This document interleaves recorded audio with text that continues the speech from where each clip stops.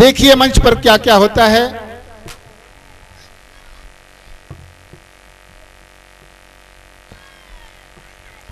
ए बच्चे शांति बनाओ।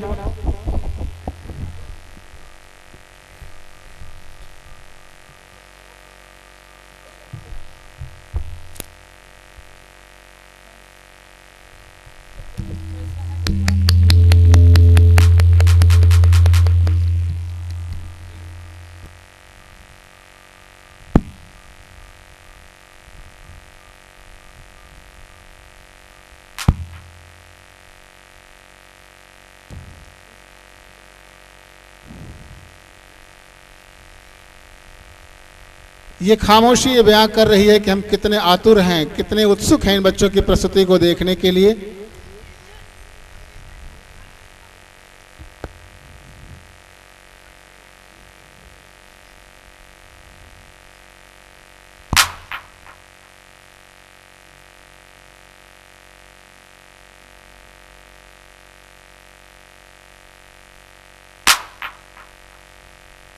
मैं कहता हूँ गरीबी इस देश को खा जाएगी और एक दिन ऐसा आएगा कि हम दाने दाने के लिए मोहताज हो जाएंगे और तरस तरस के मर जाएंगे, सब के सब। अमीर फिर भी नहीं मरेंगे। क्यों? एक एक रुपए में एक एक दाना खरीद कर खाएंगे।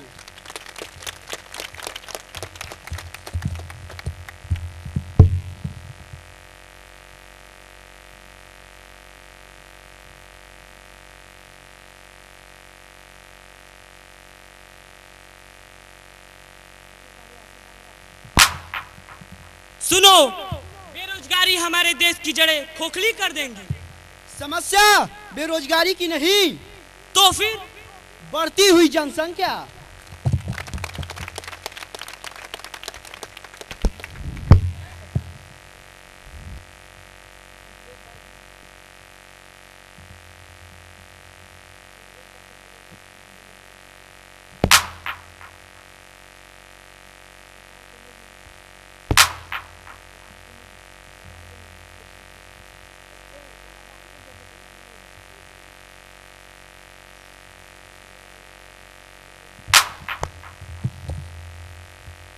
तुम कौन हो? कतार। कतार? कैसी कतार? दूध की कतार। और तुम? पिक्चर एडवांस बुकिंग की कतार। Current booking. Railway ticket, ration, मिट्टी का तेल, नमक, employment, interview, college admission, school admission.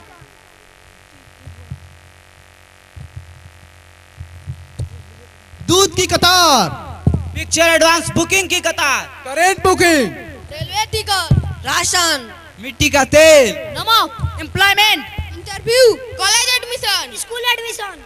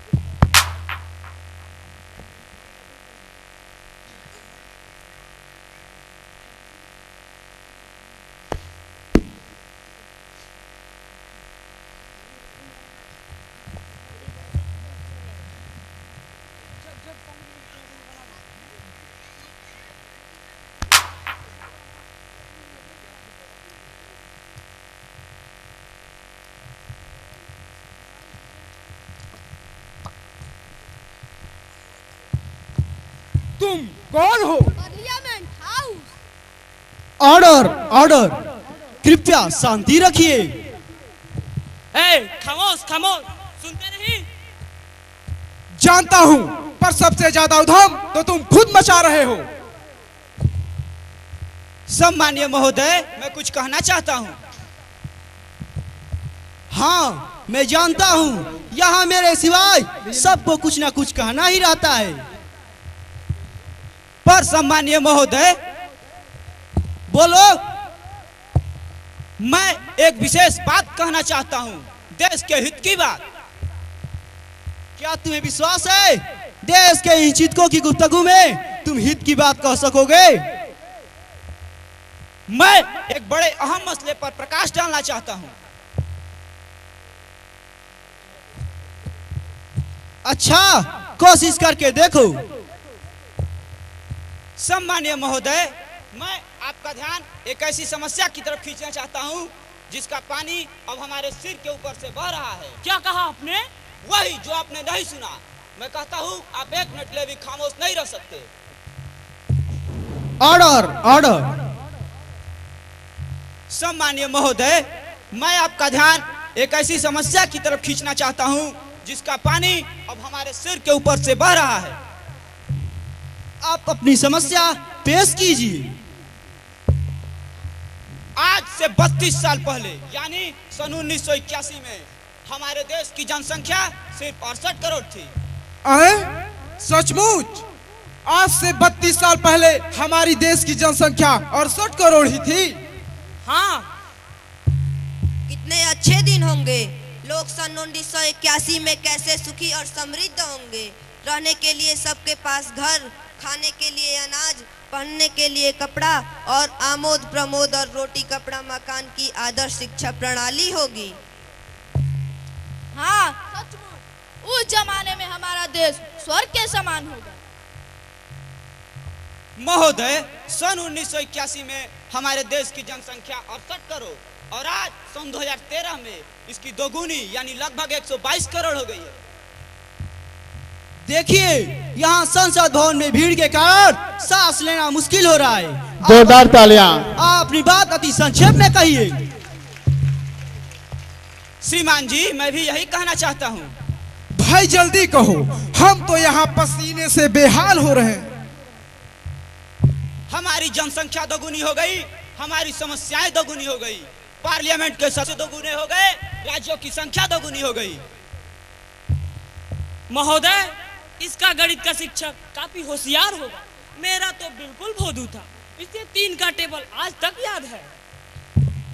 महोदय और पार्लियामेंट के सम्मानित सदस्यों, पार्लियामेंट हाउस तो वहीं का वहीं है।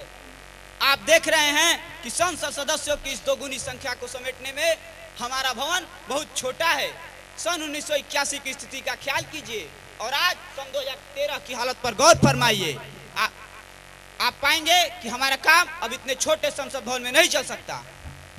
सन 1981 में संसद सदस्यों की संख्या कितनी कम होगी और वो कितने आराम से बैठते होंगे और काम भी कितना शांति से होता होगा। और आज इस संसद भवन में पैर रखने के लिए स्थान नहीं है। इसीलिए मैं कहता हूँ, इतने विशाल देश की इतनी विशाल जनसंख्या के निर्वाचित प्रतिनिधियों के लिए यह संसद भवन बहुत छोटा है। मैं अपने सम्मानित मित्र की बात पर अनुमोदन करता हूँ। इसलिए मैं यह प्रस्ताव पेश करता हूँ कि इस पार्लियामेंट हाउस को तोड़कर विशाल और बड़ा परंतु ऐसा ही गोल पार्लियामेंट हाउस बनवाया जाए। आखिर यहाँ के कुशल प्रशासन पर ही तो देश का भविष्य निर्भर है। महोदय, मैं इनकी बातों का जोर से अनुमोदन करता हूँ। अब वह समय आ गया है जब एक विशाल घेरे में संसद भवन का नया भवन निर्मित हो। महोदय, हम सबका हक है। यह छोटा सा संसद भवन एक चूहेदानी जैसा लगता है। इसमें झगड़ने के सिवाय और दूसरा काम ही नहीं हो सकता। इस प्रस्ताव के विरोध में किसी को कुछ कहना है? मान्यवर, हम विरोध पक्ष के नेता इस भवन में 150 विरोधी पक्षों को विश्वास दिलाकर कहता हूं, हम में से किसी को भी इस प्रस्ताव पर विरोध नहीं। हम तो देश के कल्याण की ऐसी हर बात पर सहयोग देना चाहते हैं। अच्छा, जो लोग इस प्रस्ताव के पक्ष में हैं, वे अपना हाथ खड़ा करें। सर्वानुमति से यह प्रस्ताव पास होता है। अभिनंदन। तालियां।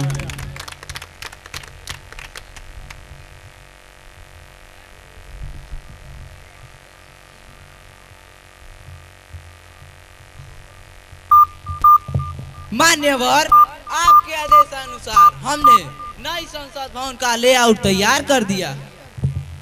इस लेआउट के मुताबिक विशाल संसद भवन गोलाई में 4 गुना और ऊंचाई में 5 गुना निर्मित होगा। इतना तो कम से कम होना ही चाहिए। पर एक दिक्कत खड़ी हो गई। कौन सी दिक्कत? इस नए पार्लियामेंट हाउस की दीवार बिल्कुल इंडिया गेट के ऊपर से होकर गुजरती है। इंडिया गेट को तोड़े बगैर यह विशाल संसद भवन नहीं बन सकता। इसमें दिक्कत क्या है? इंडिया गेट को हटाया जा सकता है। यानी इंडिया गेट को तोड़ गिराया जाए? हाँ, तोड़ दिया जाए। इंडिया गेट को तोड़ने पर कोई विरोध न खड़ा हो जाए। मेरे समझ में यह नहीं आता, इंडिया गेट की उपयोगिता क्या है? इसे किस उद्देश्य से बनाया गया था? श्रीमान, दूसरे विश्व युद्ध में जिन सैनिकों ने अपने प्राण बलिदान किए उनका स्मारक है इंडिया गेट। अच्छा, तो यह स्मारक है, इसे उठवाकर किसी अच्छे से म्यूजियम में रखवा दो। म्यूजियम? इतना बड़ा इंडिया गेट म्यूजियम में कैसे रखा जा सकता? तो इंडिया गेट को तोड़वा दो और विशाल सा संसद भवन बनने दो। म्यूजियम में इसके लोहे का, लकड़ी का और प्लास्टर ऑफ पेरिस का छोटा सा मॉडल बनवाकर रखवा दो। हाँ, इस समस्या का एकमात्र व्यवहारिक समाधान यही हो सकता है।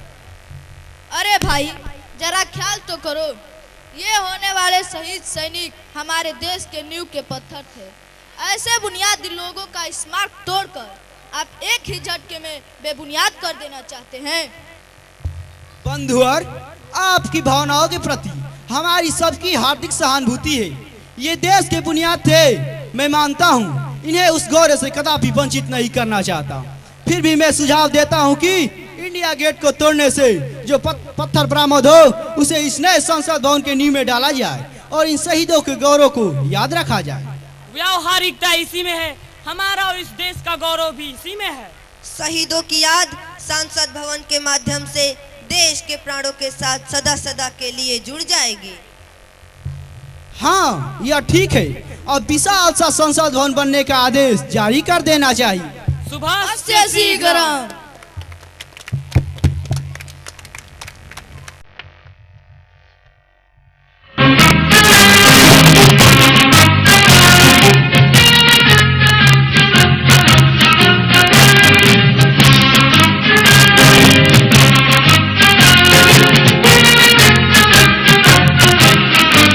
जोरदार तालियां आपके द्वारा इन बच्चों की हौसला अफजाई में।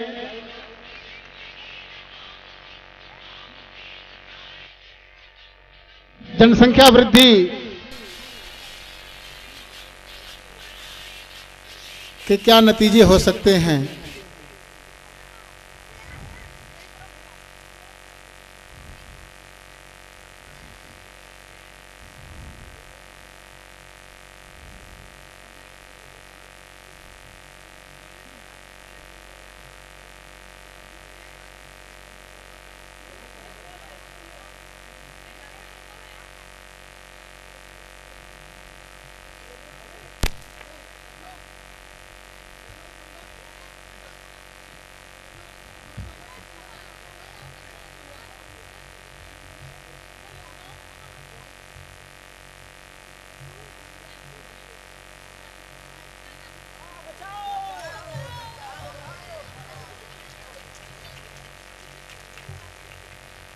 मैं कहता हूँ हमारे ऊपर जुल्म हुआ है, हमारे साथ अन्याय हुआ है।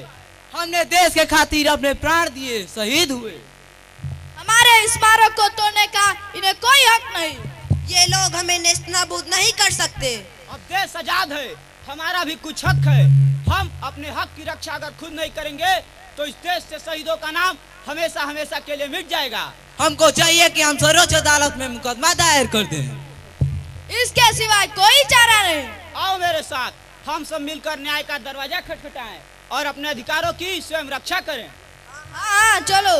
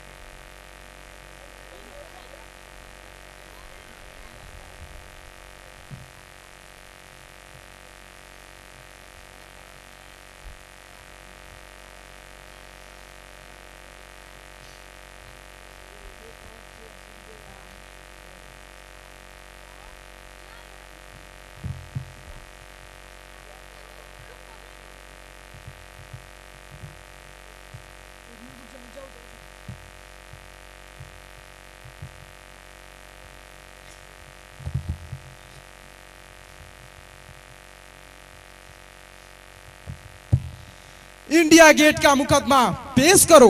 बोलो तुम्हें क्या कहना है? जी, हम इंडिया गेट के सैनिक हैं। देश पर हमारे बड़े बड़े उपकार हैं। देश की भलाई और आजादी के लिए हम लोग न केवल देश में बल्कि परदेश में जाकर लड़े, देश के खातिर शहीद हुए। हमारे साथ अन्याय हुआ है माय लॉर्ड। हमारी याद में सिर्फ एक स्मारक खड़ा किया गया था, इंडिया गेट। इन एहसान फरामोश लोगों ने उसे भी तोड़ गिराया। हमें न्याय मिलना चाहिए। हमारा न्याय हो माय लॉर्ड। इन्होंने क्या कहा कि ये कौन है?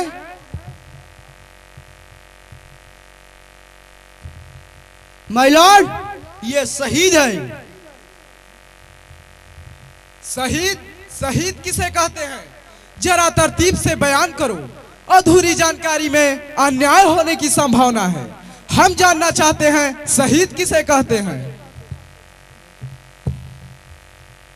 शहीद शब्द की परिभाषा देना वैसे तो बड़ा मुश्किल है, फिर भी मैं अपने लंबे अनुभव के बल पर जो कुछ भी जाना है उसके आधार पर कहता हूँ। माय लॉर्ड, शहीद उसे कहते हैं जो बल्कि अपने लिए नहीं दूसरों के लिए लड़ता है और लड़ते लड़ते मर जाता है। जोरदार तालियां आपके द्वारा इन बच्चों के लिए। इस प्रकार के प्राणी हमारे देश के किस कोने में पाए जाते हैं?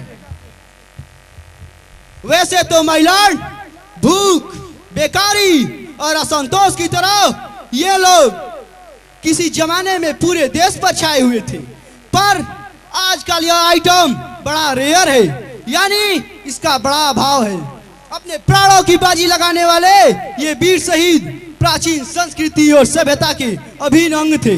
माय लॉर्ड, जरा सोचिए, सीने पे हाथ रखकर सोचिए, आज सन 2013 में दूसरों के लिए कौन मरता? देश को किसे पड़ी है? पर इन रणबांकुरों ने देश के खातिर अपनी जान दी। इसलिए मैं अपील करता हूं कि इनके प्रति योग्य न्याय देकर देश के उज्जवल संस्कृति के पृष्ठ को फटने से बचाया जाए। Objection my Lord. शहीद शब्द की गलत परिभाषा देकर मेरे विद्वान मित्र न्याय की तराजू में अन्याय के पलड़े को झुकाना चाहते हैं। इससे पहले कि शहीद शब्द की चर्चा की जाए, कोर्ट यह जानना चाहती है, क्या ये लोग सचमुच शहीद हुए थे? इनके पास शहीद होने का कोई प्रमाण है? हम लोग सचमुच शहीद हुए थे माय लॉर्ड। तुम कौन हो? जो कुछ भी कहना है कटघरे में आकर कहो।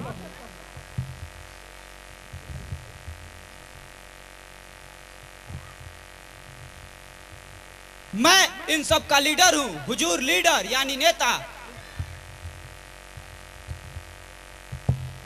तुम कैसे कह सकते हो कि तुम इनके नेता हो?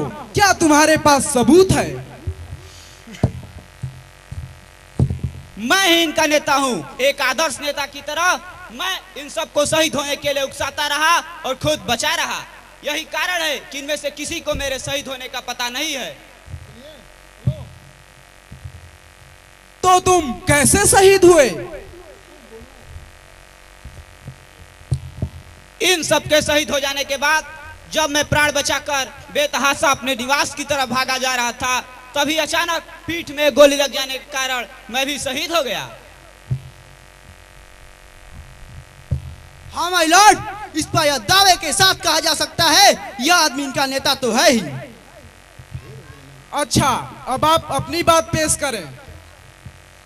माय लॉर्ड, मैं यह कह रहा हूँ कि शहीद शब्द की गलत परिभाषा देकर मेरे विद्वान मित्र न्याय की तराजू में अन्याय के पलड़े को झुकाना चाहते हैं। आप क्या कहना चाहते हैं? हुजूर, ये शहीद नाम का प्राणी बड़ा ही खतरनाक प्राणी होता है। इन शहीदों ने जब जब सिर उठाया, देश पर महान मुसीबतें टूट पड़ी। I object my Lord. मेरे विद्वान मित्र सब की आंखों में धूल झोंकने का कोशिश कर रहे हैं।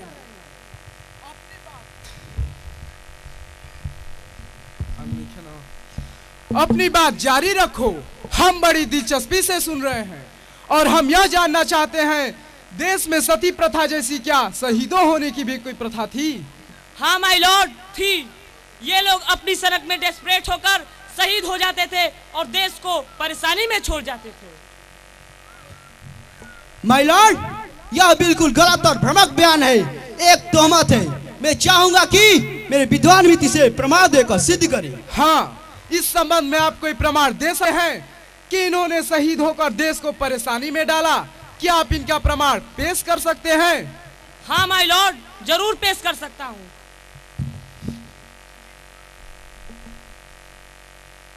आप ही सोचिए माय लॉर्ड, ये लोग अपनी सनक में शहीद हो जाते हैं, लेकिन इनकी बीवी बच्चे रो रो कर आम लोगों के हृदय में हमदर्दी पैदा करते हैं, पब्लिक ओपिनियन क्रिएट करते हैं माय लॉर्ड। सरकार को इनके अनाथ बने परिवारों का पालन पोषण करना पड़ता है, मुआवजा देना पड़ता है। इससे मैं कहता हूँ कि ये मुजरिम है, मुजरिम, बड़े भारी मुजरिम। और एक बार मैं कोर्ट से अपील करता हूँ कि इन्हें सख्त से सख्त सजा दी जाए, जिससे इनके आने वाले नस्लों को भी नसीहत मिले और फिर बेकार की चेष्टाएं करके सरकार के लिए अकाल ही सिरदर्द का कारण न बन सके। क्या तुम बता सकते हो कि तुम लोग क्यों शहीद हुए? ऐसी कौन सी जरूरत आ पड़ी जिससे तुम लोगों ने सर पर कफन बांधकर अपने घर से निकल पड़े और अपनी जान देकर सरकार की जान पर रोक लगा दिया? बताओ, क्यों शहीद हुए थे तुम? बताओ, क्यों मरे थे तुम लोग देश के खातिर? हम क्यों शहीद हुए थे इसका तो हमें ही पता नहीं, बस शहीद हो गए। लेकिन कोई ना कोई कारण तो बताना ही पड़ेगा, जल्दी बताओ, नहीं तो सजा हो जाएगी। आप हमारे वकील हैं, आप ही कुछ बता दीजिए ना। माय लॉर्ड, शहीद होने में इनका कोई दोष नहीं। हकीकत यह है, इनके जमाने में एक देशभक्त की फिल्म बनी थी। उस फिल्म के एक गीत ने इनके दिल में बसी देशभक्त की तार एकदम झंझना दी। ये लोग सख्ते में आ गए, आवेश ही आवेश, न जाने ये क्या कर रहे हैं, ये लोग शहीद हो गए। कौन सा गीत था वह?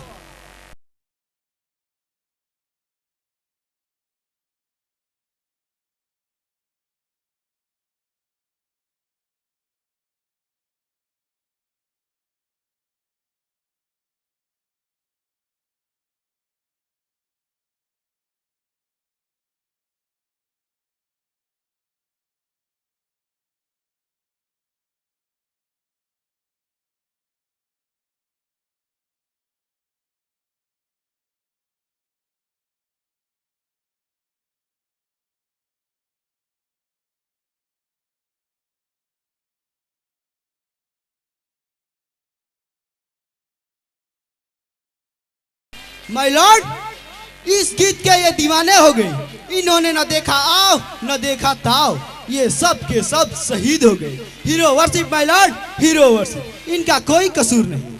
क्या उस जमाने में भी लोगों की मन विकृत करने वाली फिल्में बना करती थी? ऐसी फिल्मों की रोकथाम के लिए उस जमाने में कोई सेंसर बोर्ड नहीं था? था माय लॉर्ड, सेंसर बोर्ड था, और तहकीकात करने में पता चला कि उस फिल्म को सी सर्टिफिकेट दिया गया था, यानी वो फिल्म छोटे बच्चों के लिए बनी थी। अगर वह फिल्म छोटे बच्चों के लिए बनी थी तो ये मतवाले सार थिएटर में कैसे घुस गए? माय लॉर्ड, जरूर इन्होंने अपनी दाढ़ी मूछ कटवाकर, हाफ पैंट पहनकर, पीटी शूज पहनकर उस गेट कीपर को धोखा दिया होगा। ये इनका दूसरा जुर्म है my lord, this point is to be noted. और एक बार मैं फिर कोर्ट से अपील करता हूँ कि इन्हें सख्त से सख्त सजा दी जाए, जिससे इनके नस्लों को नसीहत मिले और फिर ये शहीद होने की जुर्रत न कर सके। दैट्स ऑल माय लॉर्ड, मुझे बस इतना ही कहना। मुकदमे की पैरवी और गवाहों की गवाही और प्रमाणों को मद्देनजर रखते हुए यह अदालत इस फैसले पर पहुंची है कि इन तथाकथित शहीद सैनिकों ने अपनी शहादत की सनक में देश के लिए कारण ही समस्या खड़ी की, इसलिए इन्हें जेल ना दिया जाए, क्योंकि आजकल जेल में डाल देने पर ऐसे लोग प्रजा पर विश्वास प्राप्त कर लेते हैं और फिर शासन का तख्ता ही पलट देते हैं। इसलिए अदालत हुक्म देती है इनको बनने वाले नए विशाल संसद भवन के नींव में जिंदा गाड़ दिया जाए। उसके तले ये क्या, इनकी आत्माएं भी बाहर ना निकल सके और फिर ऐसी शहादत जैसी अनचाही प्रथाएं 21वीं सदी में भारत में ना पनप सके। The court will be adjourn.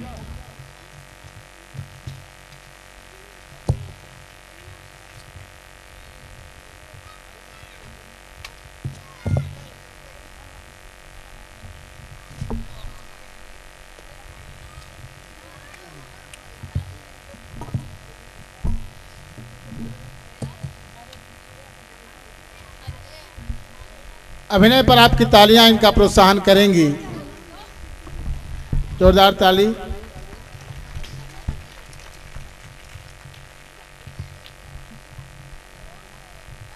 ये है 21वीं सदी का संसद भवन। 21वीं सदी के संसद भवन की रूपरेखा इन बच्चों ने प्रस्तुत की। एकल नृत्य होगा, सिंगल डांस, विश्वनाथ तेरी महिमा, शास्त्रीय संगीत पर आधारित यह नृत्य है, विश्वनाथ तेरी महिमा।